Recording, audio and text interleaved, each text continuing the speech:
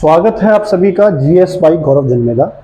और ये मेरी सिपाही बनने की अंतिम समय की रणनीति और 110 क्वेश्चन के टारगेट में, जिसमें से जीएस के मैं आपके 22 से 25 ठीक कराऊंगा और वो इन्हीं टॉपिक से आने हैं। क्या क्या टॉपिक आने हैं मैं इससे पहले लिखवा चुका हूं, 2 टास्क में डाल चुका था, आज टास्क 3 है।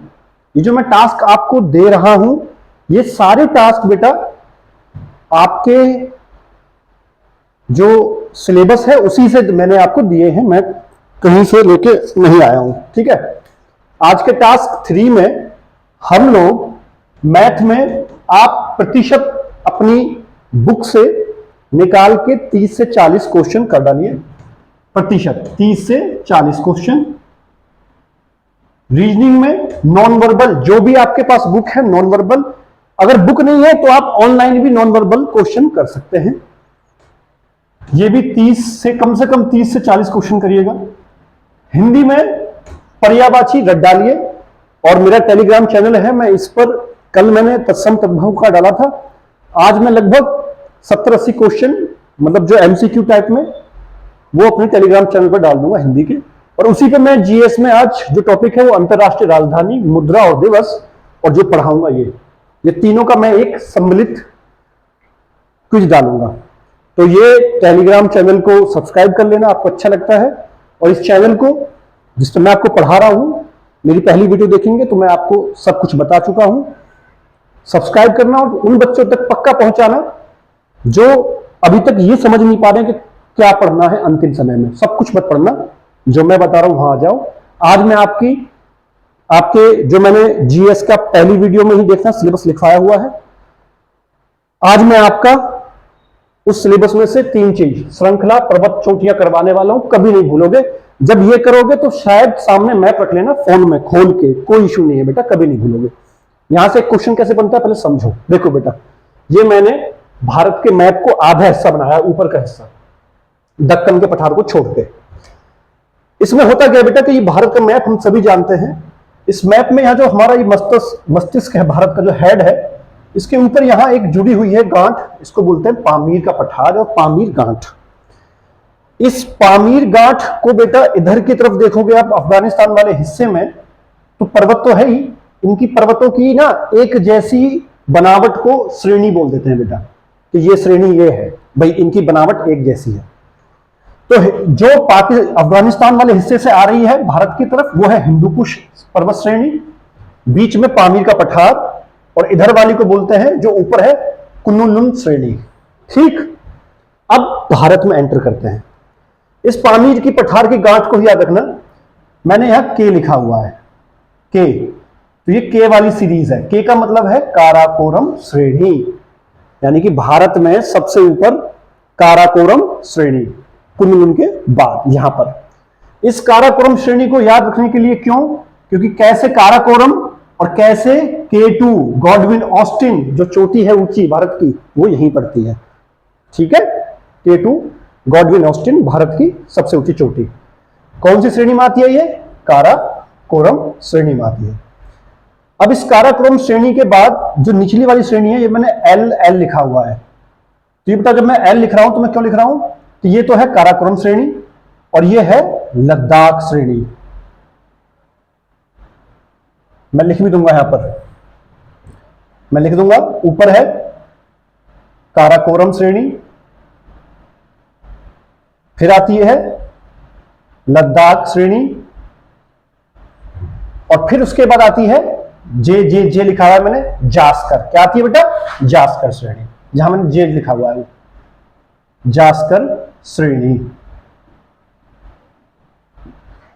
इस श्रेणी के आगे जाके यहां पड़ता है नंगा पर्वत। बेटा ये नंगा पर्वत को ना एक मार्क रखना, कैसे रखना कि इस नंगा पर्वत, ये जो नंगा पर्वत तुम देख रहे हो, इस नंगा पर्वत को ना मैं ऐसे डिवाइड करूंगा, एक लाइन खींचूंगा, और इस पूरे ऊपर के हिस्से को, जितना भी ऊपर का हिस्सा इस नंगा पर्वत से इधर वाला ऊपर वाला, इसको बोलते हैं ट्रांस हिमालय या परा हिमालय। कहने का मतलब ये जो 3 श्रेणियां हैं ये किस में आती हैं, ट्रांस हिमालय या परा हिमालय। परा मतलब बहुत परे वाला, ऊपर की तरफ है परा, इसको बोलते हैं परा हिमालय। यानी कि हिमालय का सबसे ऊपरी भाग परा हिमालय है सबसे उत्तर में, और उस परा हिमालय में जो क्रम है उत्तर से दक्षिण, पहले काराकोरम श्रेणी, लद्दाख श्रेणी और जास्कर श्रेणी। K2 गॉडविन ऑस्टिन काराकोरम श्रेणी में पड़ने वाली ऊंची चोटी है। अब आते हैं हम नंगा पर्वत के नीचे है पीर पंजाल श्रेणी। बेटा ये पीर पंजाल श्रेणी के आगे मैंने लिखा हुआ है वी। वी का मतलब है वृहत हिमालय। वृहत, वृहत का मतलब क्या होता है हिंदी में? बड़ा। हिमालय का सबसे बड़ा भाग वृहत हिमालय, इसको वृहत क्यों बोलते हैं बेटा? देखना, ये पीर पंजाल श्रेणी को फॉलो करते हुए ऐसे निकला है और यहां नामचा बरवा तक, अरुणाचल प्रदेश तक पहुंच गया। इसकी सबसे खास बात क्या है कि जितनी भी ऊंची चोटी है, जो भी आप नाम जानते हैं, माउंट एवरेस्ट, मकालू, वो सब इसी में पड़ती हैं। कैसे पड़ती हैं तो सुनना। ऊपर होगी काराकोरम श्रेणी, उसके बाद लद्दाख श्रेणी, फिर जास्कर श्रेणी। यही लद्दाख श्रेणी आगे चीन वाले हिस्से में जाके, यहां चीन वाला हिस्सा है, चीन और तिब्बत, ये कैलाश श्रेणी, लद्दाख श्रेणी ही जाके आगे कैलाश श्रेणी बन जाती है। और जितनी भी बड़ी बड़ी नदियां आप जानते हैं, यानी कि मानसरोवर, वो यहीं इस कैलाश श्रेणी में ही है। मानसरोवर झील, जिससे बहुत सारी नदियां निकली है, ये मैं नदी की वीडियो में पढ़ाऊंगा। अब इसमें बेटा क्या क्या आता है तो सुनना। इसमें पीर पंजाल से शुरू होती है और यहां सबसे पहले इधर इस वाले हिस्से पे उत्तराखंड वाला हिस्सा, और यहां आता है नंदा देवी। ये मैंने एन लिखा हुआ है, एन का मतलब नंदा देवी। ये मैंने इसकी ऊंचाई लिखी हुई है मीटर में। नंदा देवी के बाद यहां जो आता है बेटा, ये जो डी लिखा है, ये है धौला गिरी। धौला धर मत करना, धौला गिरी। गिरी मतलब पहाड़, तो पहाड़ी है। धर मतलब जमीन, जमीन आएगी नीचे, गिरी मतलब पहाड़, धौलागिरी। ए से लिखा है मैंने, तो यह है Annapurna. MA mount Everest. Makalu और कंचनजंगा, कंचनजंगा सिक्किम में पड़ती है। और सबसे लास्ट खत्म कहां होता है? नामचा बरुआ, अरुणाचल प्रदेश। बेटा कई बार क्या करता है ना एग्जाम में, इनके क्रम पूछ लेता है, पश्चिम से उत्तर, पश्चिम से पूर्व और पूर्व से पश्चिम, इनके क्रम पूछ लेता है। तो कभी घबराना नहीं है। हम अगर पश्चिम से बात करें तो नंदा देवी, धौलागिरी, अन्नपूर्णा, माउंट एवरेस्ट, मकालू, कंचनजंगा और नामचा बरवा। यहां जाकर के ये ऐसे ना, देखो ये जो दो टर्न आ रहे हैं, इनको बोलते हैं हेयर पिन टर्न। क्या बोलते हैं? Hairpin turn. Hairpin, जो हेयर पिन होती है जो लगाती है महिलाएं, उनकी तरह देखो ऊपर का जो हिस्सा मुड़ा रहता है ना, ऐसे ये ऐसे मुड़ गई है स्वतः ही। तो बेटा एक चीज याद रखना कि जब भी कोई जमीन या पर्वत श्रृंखला या कुछ भी ना जो स्वतः ही मुड़ जाए, मतलब उस पर कुछ नहीं हमने, मतलब हमने कोई उस पर बदलाव नहीं किया, प्राकृतिक कारण से वो अपने ही एंगल पे मुड़ जाए, तो उसको बोलते हैं कि अपने अक्ष पे मुड़ जाना, यानी कि अक्षीय कोणीय कारण। ये अक्षीय कोणीय कारण है कि वो अपने अक्ष पर ही मुड़ गई। तो ये पूछा भी जाता है कि नामचा बरवा से ये जो पर्वत श्रृंखला है, ये नीचे की तरफ ऐसे बेटा शुरू हो जाती है, यहीं आती है नागा पहाड़ी, बीच में यहां पर गारी खासो जयंती। इनका समूह याद रखना, ये सब मेघालय की पहाड़ियां हैं। इनका क्रम पूछता है गारी खासो जयंती, इसी क्रम में। अब आ जाता है अपने वाले में, तो पीर पंजाल। अब आता हूं मैं दूसरी चीज पे, कौन सा हिमालय? वृहत हिमालय। वृहत हिमालय, इसमें क्या कहां से शुरू होता है? ये पीर पंजाल श्रेणी। क्वेश्चन आता है कि पीर पंजाल श्रेणी कहां पड़ती है, तो उत्तर से आते हुए हिमालय के दूसरे हिस्से, यानी कि बीच वाले में। इसको क्या बोला मैंने? वृहत हिमालय। हिमालय का सबसे बड़ा जो हिस्सा है उसको बोलते हैं वृहत हिमालय। पहला ये हो गया ए, फिर 2। अब आता हूं मैं तीसरे में बेटा, जहां ये धौलाधर से शुरू है, इसको बोलते हैं हिमालय का मध्य हिस्सा। क्या बोलते हैं? मध्य हिमालय या मिड हिमालय, धौलाधर। और सबसे बाद में आता है शिवालिक हिमालय, सबसे नीचे शिवालिक हिमालय। कुछ नहीं है, आराम से स्क्रीनशॉट लेना है इसका, कोई भी मैप खोलना, अब आपको समझ में आ जाएगा। अब देखो क्वेश्चन क्या क्या आते हैं। यहां से आपसे पूछता है कि हिमालय कितने भागों में बटा हुआ है, तो एक ट्रांस हिमालय, दो बृहत हिमालय, तीसरा मध्य हिमालय और चौथा शिवालिक हिमालय। ट्रांस हिमालय की श्रेणियां कौन कौन सी हैं, तो ऊपर काराकोरम, फिर लद्दाख और जास्कर। बृहत हिमालय में कौन सी श्रेणी आती है, पीर पंजाल, मध्य में धौलाधर और शिवालिक हिमालय शिवालिक। शिवालिक में बस एक बात याद रखना बेटा, ये यूपी वाला हिस्सा आ जाता है, तो यूपी का सहारनपुर जिला, कौन सा जिला, सहारनपुर जिला टच होता है किससे, शिवालिक हिमालय से। पीलीभीत वाले भी, इसीलिए जितने भी हमारे यहाँ हाथी रिजर्व, टाइगर रिजर्व तुम देखते हो, वो सब शिवालिक हिमालय में आते हैं। तो यहां से दो क्वेश्चन आपके बन जाते हैं कि हिमालय कितने भागों में बटा हुआ है, 4। पूछता है कि 4 हिमालय के भागों को दक्षिण से उत्तर के क्रम में लगाओ। इनको आपको लगाने के लिए पूछ सकता है, तो निचले वाला शिवालिक है, उसके बाद मध्य, बृहत और ये, इन तीनों का भी क्रम पूछ लेता है। इन श्रेणियों का क्रम बताओ, उत्तर से दक्षिण, दक्षिण से उत्तर। ये हुआ आपका एक प्रश्न, आप समझ गए। पामीर पठार यहां आता है बेटा, ये हिंदू कुश की पर्वत श्रृंखला आई, इधर निकल गई कुनलुन श्रेणी। नीचे जब भारत में एंट्री करते हैं तो सबसे ऊपर आती है काराकोरम श्रेणी, फिर लद्दाख श्रेणी, फिर जास्कर श्रेणी। बेटा इस नंगा पर्वत के ऊपर से ही ना ऐसे घूम के गई है सिंधु नदी, कैलाश मानसरोवर से निकल के। मैं नदी में पढ़ाऊंगा, सेम मैप याद रखना। अब काराकोरम, लद्दाख, जास्कर, फिर आ जाता हूं मैं बृहत हिमालय में, पीर पंजाल श्रेणी से शुरू होता है और सारी बड़ी चोटियां इसमें पड़ती हैं। ये चोटियां आप में से बहुत लोग जानते भी होंगे, ये मैप आप मैप से पढ़ेंगे तो और अच्छे से समझ में आएगा।